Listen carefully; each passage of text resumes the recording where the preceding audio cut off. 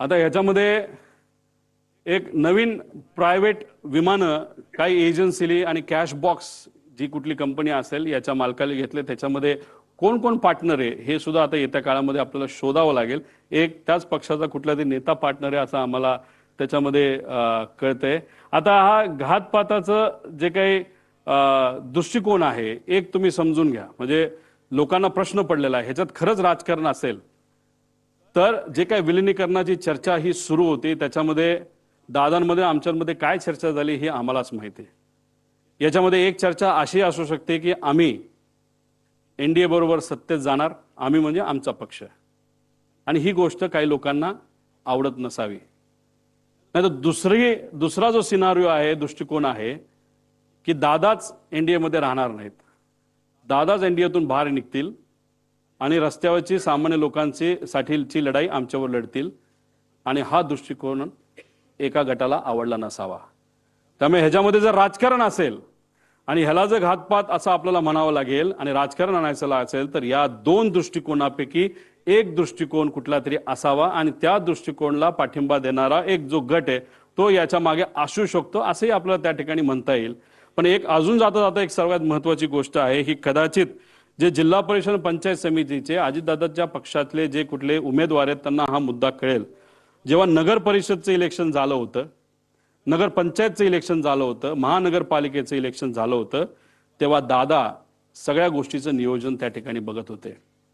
आजच्या राजकारणामध्ये काम करत असताना, इलेक्शन लढत असताना आपल्याला कशाची जरूरत असते तर आपल्याला मार्गदर्शक प्रमाणपत्र आणि कागदांची जरूरत असते.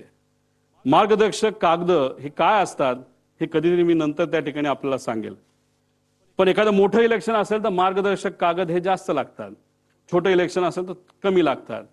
पण दादांचा हा अपघात होण्यापूर्वी सगळं नियोजन हे दादा करायचे, पण त्या कागदांचं मार्गदर्शक जे कागद आहेत त्याचं डिस्ट्रीब्युशन हे दुसरा कुठला तरी नेता करायचा. 28 तारखेला असंही आम्हाला कळतंय, आता कळतंय म्हणून आम्ही सांगतोय की या जिल्हा परिषद पंचायत समितीच्या इलेक्शनचं या मार्गदर्शक कागदांचं योग्य असं नियोजन त्या ठिकाणी झालं होतं, आणि निर्णय असा झाला होता 200 पट ताकद या मार्गदर्शक कागदांच्या माध्यमातून इथं लावली जाणार. सगळं ठरलं, सगळं झालं. दुर्दैवाने 28 ची घटना त्या ठिकाणी घडली, आणि आम्हाला असं कळतंय की दादा नसताना या 200 पट ताकद जी लावली जाणार होती मार्गदर्शक कागदाच्या माध्यमातून, फक्त 50 पटच ताकद त्याच्यामध्ये लावली. 150 पट ताकद कमी लावल्यामुळे सुद्धा ते जे उमेदवार आहेत ते कुठेतरी काही गोष्टींच्या बाबतीत कमकुवत पडले आणि एकटे पडले दादा नसताना, अशी ती चर्चा आहे. त्यामुळे 150 पट ताकद का कमी लावली आणि कुणी लावली ह्याच्यामध्ये सुद्धा आपल्याला त्या ठिकाणी खोलात जावं लागेल. असे अनेक आहेत, आणि मी काय राजकारण करतो असं नाही, आजपर्यंत राजकारण करत असतो, जे बोललो ते खोटं निघालं असतं, पण जे मुद्दे मांडले, कारण शेवटी इन्व्हेस्टिगेशन करत असताना टेक्निकल इन्व्हेस्टिगेशन इज इम्पॉर्टंट, आणि त्याच्याच बरोबर जर क्रिमिनल इन्व्हेस्टिगेशन आपण करतोय तर त्याच्यामध्ये एक दिवस आधी काय घडलं, एक महिना आधी काय घडलं, कोण कोणाला भेटलं, नंतर काय घडलं, कोण कसं वागतंय, कोण किती भावनिक आहे, कोण कुठल्या विषयामध्ये एखाद्या महत्वाच्या विषयामध्ये चर्चा करत असताना कोण कुठल्या भावनेतून त्या ठिकाणी बोलतोय, हे सगळ्या गोष्टी जर आपण बघितल्या तरच त्याला राईट इन्व्हेस्टिगेशन आपण म्हणू शकतो. त्यामुळे आमची मागणी आहे की याच्यात क्रिमिनल इन्व्हेस्टिगेशन सुद्धा त्याच्यामध्ये त्या ठिकाणी व्हावं, आणि टेक्निकल इन्व्हेस्टिगेशन तर व्हावंच, पण टेक्निकल इन्व्हेस्टिगेशन मध्ये काय चुका आहेत हे मी तुम्हाला आधी सांगितल्यामुळेच याच्यामध्ये मोठे रिस्ट्रक्चरिंग करण्याची त्याच्यामध्ये त्या ठिकाणी जरूरत आहे. पुढे आता याच्यामध्ये काही इतर मागण्या आहेत ज्यांना मी या परिवाराला भेटलो, कपूरच्या परिवाराला मी भेटू शकलो नाही, पण शांभवी पाठक यांच्या परिवाराला मी भेटलो. त्यांची एक व्यक्तिगत मागणी आहे जी सत्तेतले लोकच पूर्ण करू शकतील. कृपा करून त्या पाठक परिवाराला, सत्तेतल्या काही लोकांना थोडा वेळ काढून त्यांना भेटणं महत्वाचं आहे. त्यांची मागणी समजून घेण्यासारखी आहे, आणि दिल्ली गव्हर्नमेंटच्या माध्यमातून त्यांची ती मागणी पूर्ण होऊ शकते. म्हणून मी आपल्या माध्यमातून त्या लोकांना जे सत्तेत आहेत त्यांना विनंती करतो. विदीप जाधव यांच्या मुलांच्या शिक्षणाची जबाबदारी आम्ही घेतली, तो विषय तिथे संपलेला आहे, पण त्याच्याच बरोबर त्यांच्या पत्नी या ठाणे महानगरपालिकेमध्ये कॉन्ट्रॅक्टवर काम करतात.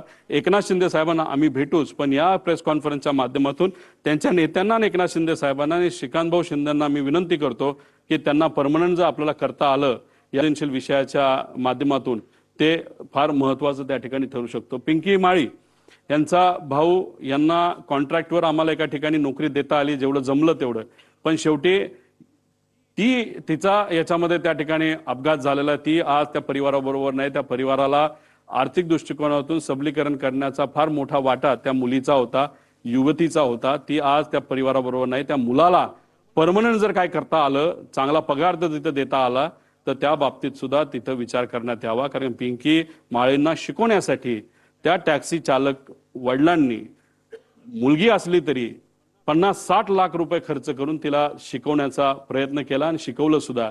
पण दुर्दैवाने ही घटना त्या ठिकाणी घडली. त्यामुळे त्या परिवाराला सुद्धा मदत त्या ठिकाणी करण्याची जरूरत आहे. त्याच्याच बरोबर नंतर आम्ही अधिवेशनामध्ये विषय मांडूच, अजितदादांची नावं कुठल्या कुठल्या वास्तूला, कुठल्या कुठल्या गोष्टींना त्या ठिकाणी दिली जावीत, ह्या आमच्या मागण्या येत्या काळामध्ये त्या ठिकाणी असतील.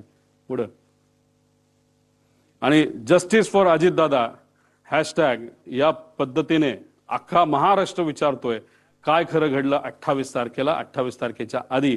पण जे 28 तारखेला घात का अपघात जो घडला, त्याच्यामुळे सर्व महाराष्ट्रातले सामान्य लोक आज चिंतेत आहेत. आणि आज एवढा मोठा नेता आपल्यातून गेला तर आपलं उद्या कसं व्हायचं असा प्रश्न त्यांना तिथं पडलेला आहे.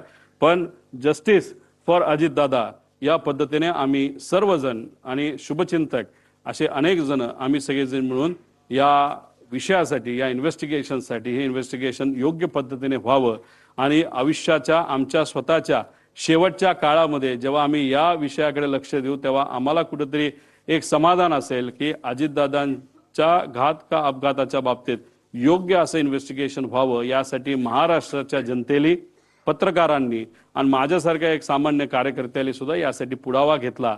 माणूस आपल्यात नसला तरी जस्टिस त्यांच्या त्या गोष्टीला मिळालं असं एक समाधान शेवटच्या आयुष्याच्या लेवलला हे आम्हा सगळ्यांना त्या ठिकाणी असावं, एवढीच आमची छोटीशी साधीशी इच्छा.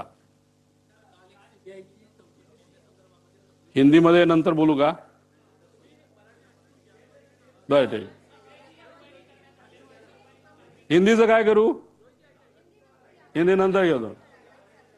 नको नको.